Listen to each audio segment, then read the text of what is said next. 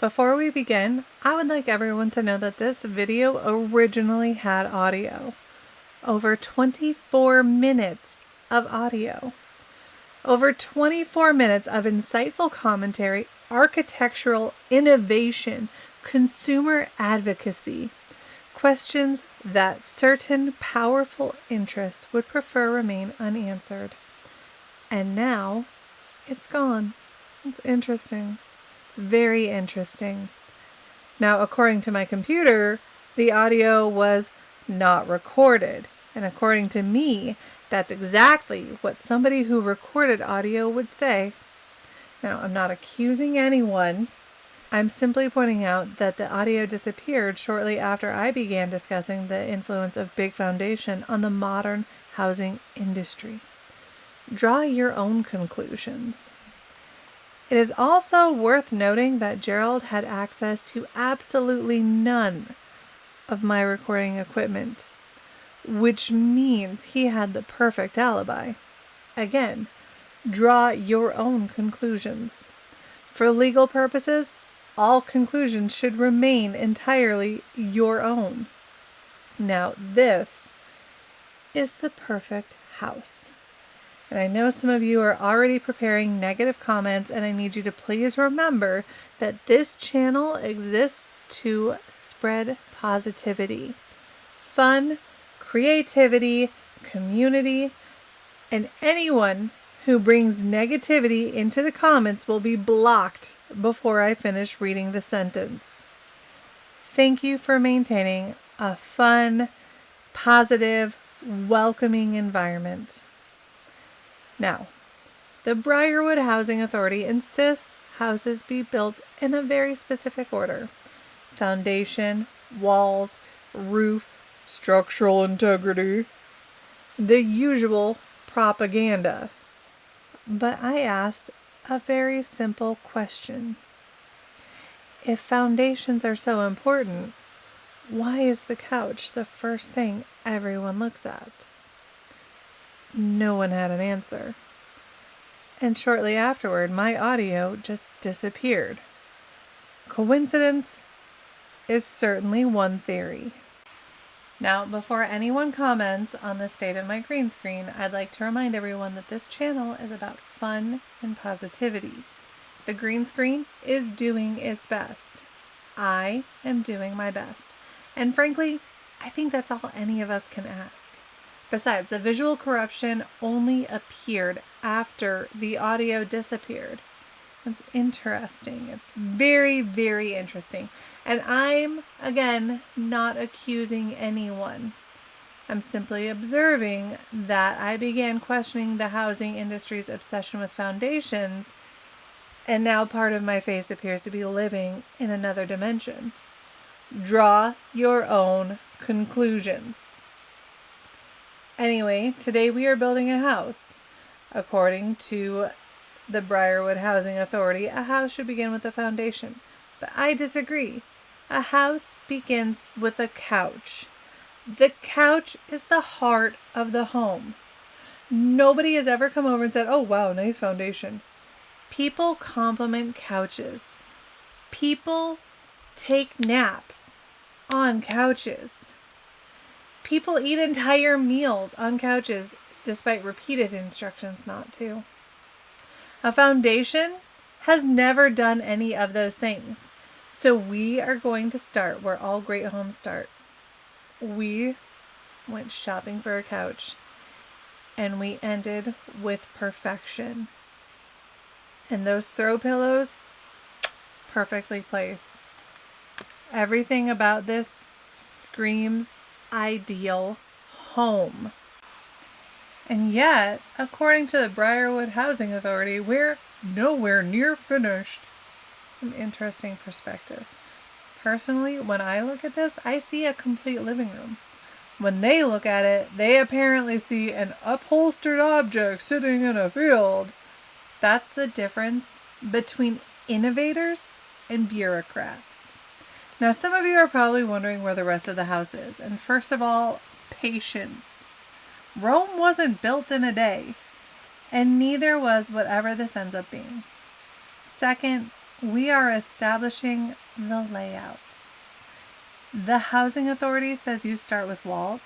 I say you start with vibes. You can't put a price on vibes. And according to several real estate websites, you can, but I disagree with their methodology. And this is exactly what's wrong with modern society. Nobody appreciates vision anymore. Nobody appreciates creativity.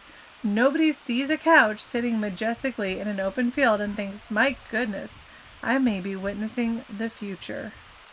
No. They start asking questions. Where are the walls? Where's the kitchen? Shouldn't there be a foundation? Small questions.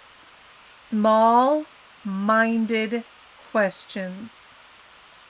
Meanwhile, Gus the Gaming Goose uploads another episode of Municipal Goose Licensing Simulator, and suddenly everyone loses their mind.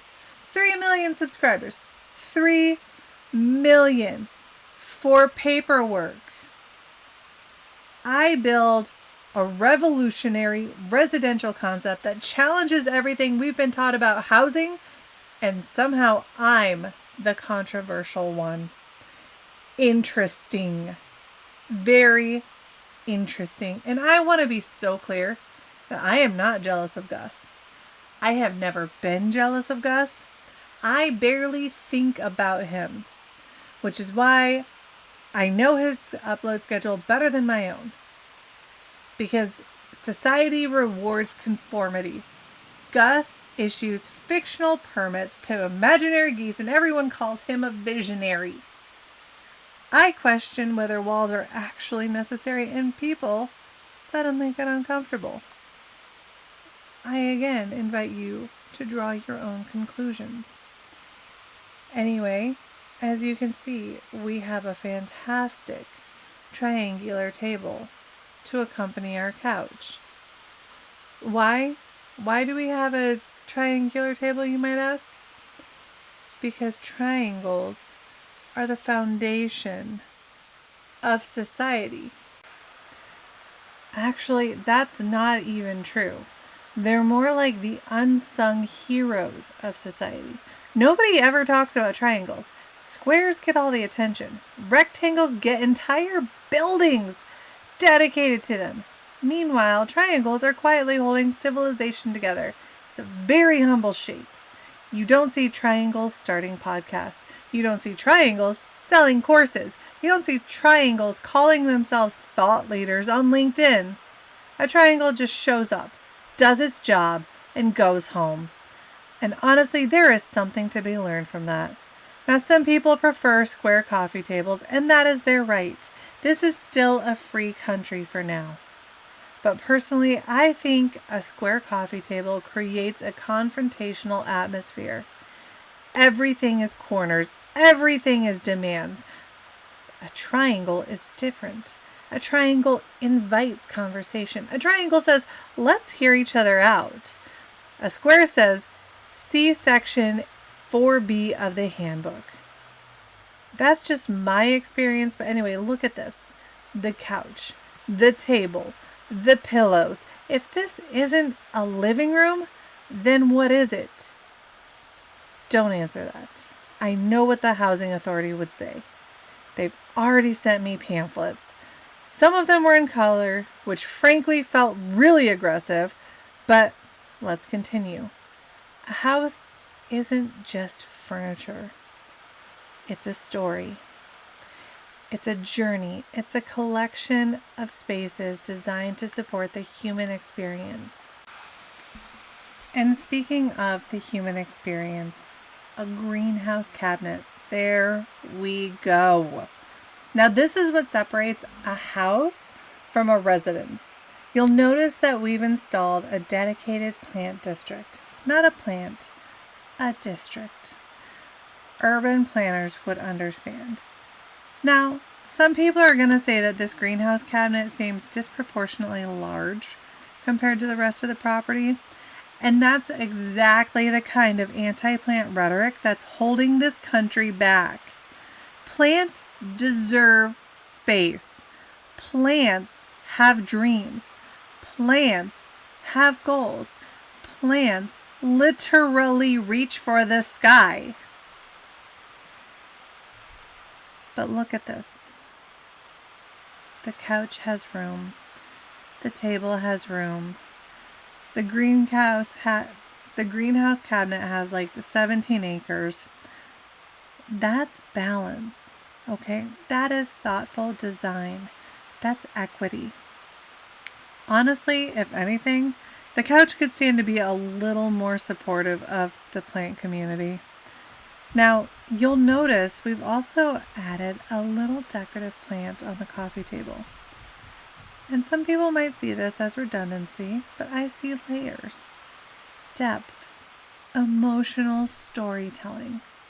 This plant lives in the neighborhood. This plant lives in a gated community. Completely different experiences. Now at this point, some of you are probably wondering when we're going to start building the actual house. And that's a fascinating question because I thought we already had.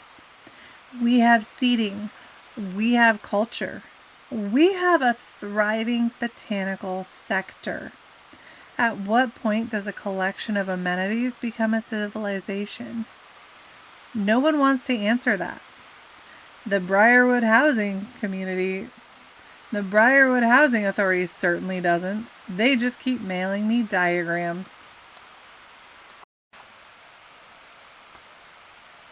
And every single one of those diagrams starts with walls. Not one of them starts with a rug, which I think says a lot about their priorities. They're so focused on keeping greatness in with their walls, containing dreams, containing what is meant to be, instead of just allowing things to develop organically. That's not how we're living our lives here in Paralives. Okay, we are changing everything. We are shaking it up. And right now, we are going to find a rug. Why? Because watch this. Look at the difference. A rug. That's it. One rug. Suddenly, we don't just have furniture anymore. We have a room. That rug, that's transformative. That's leadership. And honestly, I don't know why rugs aren't discussed more in city planning meetings.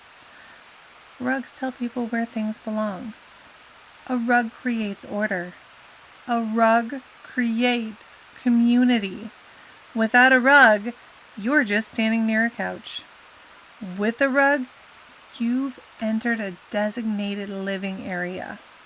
That's civilization. The Romans would have understood this. Probably. I haven't actually looked into that. But it feels right. And frankly, that's enough for me. But look at this. The couch knows where it belongs. The table knows where it belongs. The plant knows where it belongs. The greenhouse cabinet is still doing whatever it's doing over there. But that's part of its charm. Every community needs a few independent thinkers. And I know some people are looking at this and saying, "Oh, but Phyllis, you've spent about 15 minutes building a living room." And to those people, I would ask, how long do you think greatness takes? The Mona Lisa was not painted in an afternoon. The pyramids were not built over a long weekend. And neither was the Briarwood living room district. History cannot be rushed. Besides, I think we've reached the point where the living room can stand on its own, economically, socially, culturally. I wouldn't say it's finished. I'd say it's mature, which means it is finally time for an expansion. Not because we need more space, because every successful civilization eventually looks towards the horizon. And today, that horizon is about 600 feet in that direction.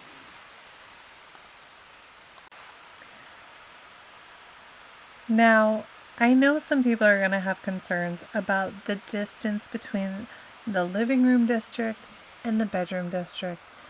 And to those people, I would simply ask, why? Nobody ever explains that part. They just keep saying things like, that's not practical. Okay, but neither is driving 20 minutes to buy a gallon of milk, and people do that every day. Distance builds character. Distance builds independence. Distance builds strong local communities.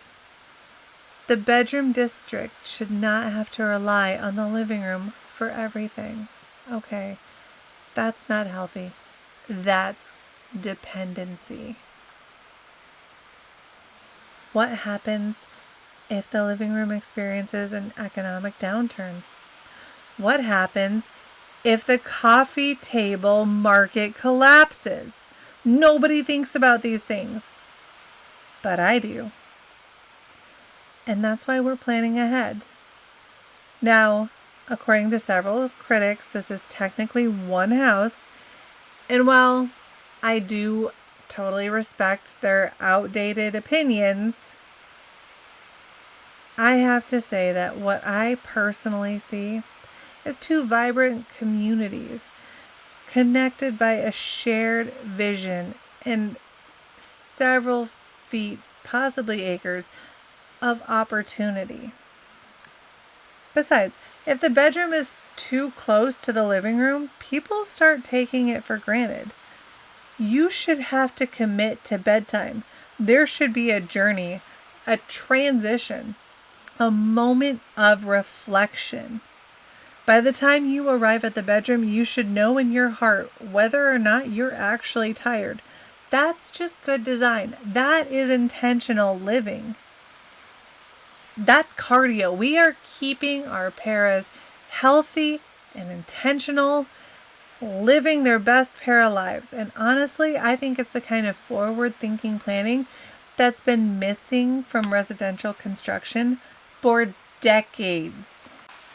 Now, I know some people are going to say that the bedroom district is too far from the living room district, and that's the exact kind of thinking that keeps people trapped in the past. Every successful civilization eventually expands. You can't just keep piling everything into one location forever. That's how you get congestion. That's how you get traffic. That's how you accidentally create a situation where somebody is trying to relax in the living room while somebody else is conducting bedroom business 15 feet away. It's completely unacceptable. The bedroom deserves to grow. Room to flourish. Room to develop its own culture and traditions. And I was looking at this earlier and it really made me think about Gus the Gaming Goose. Not because I'm jealous, because we've been over this. I'm not jealous of Gus. I'm a variety streamer. I play all kinds of games. I have range. I have depth. I have artistic integrity. Gus uploads Municipal Goose Licensing Simulator and gets 3 million views. I upload Municipal Goose Licensing Simulator and suddenly everybody remembers, oh, I have plans. It's interesting. So interesting. The Bonkers for Honkers crowd will tell you that Gus is the king of Municipal Goose Licensing Simulator, and that's fine. I don't want that title. I never pursued it. I never cared about it. I wouldn't even know what to do with it. But I do find it fascinating that a goose can spend 6 hours approving fictional permits and people call it compelling entertainment. Meanwhile, I've personally overseen the development of 2 thriving population centers, and nobody seems particularly impressed. I mean, look at us. We got a living room. We've got a bedroom. We've got an emerging botanical sector. At this point, we are basically one treaty away from becoming a nation. And yet somehow Gus is the success story. Explain that. You can't. Because there is no explanation. Anyway, we are moving on to the bathroom district.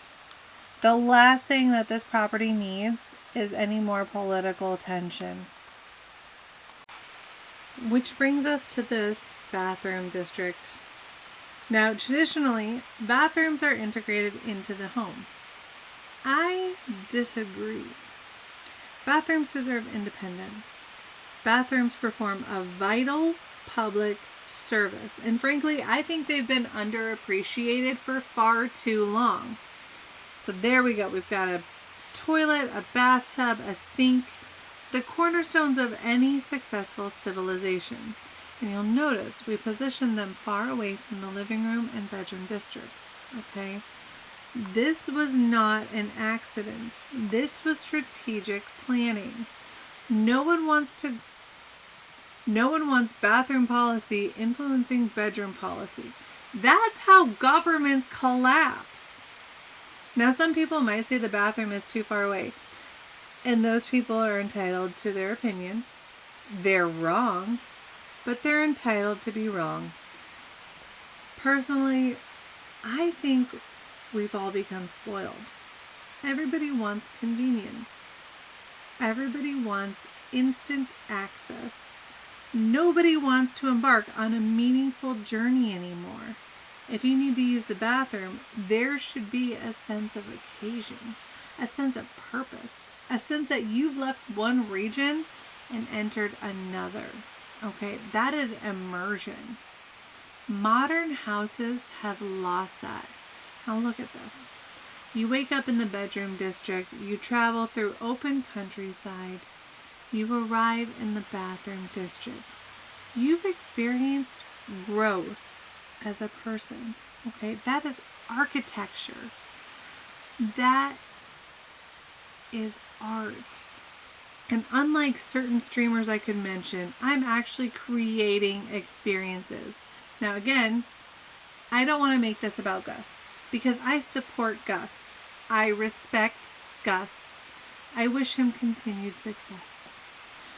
But if Gus places a permit office next to a goose sanctuary, his fans write essays about the world building. I create 3 distinct population centers connected by a shared vision and a complete absence of walls. And suddenly people have questions. It's interesting. It's very interesting. The bonkers for honkers crowd will tell you Gus is a master storyteller. Really? Really? Because from where I'm standing, I've created a living room district, a bedroom district, and a bathroom district. That's not a house. That's a narrative. Anyway, let's continue development before somebody from the housing authority realizes I've accidentally founded a small republic. Okay. You know what? I think we've proven our point. The living room district is thriving. The bedroom district has established itself as an independent power. The bathroom district remains committed to public service. We've accomplished all of it without a single wall, just vision, determination, and a complete disregard for several industry standards. Anyway, if Gus the Gaming Goose builds something better than this, I'd love to see it. Until next time, stay positive. And remember, if somebody tells you that a house needs walls, ask them who benefits.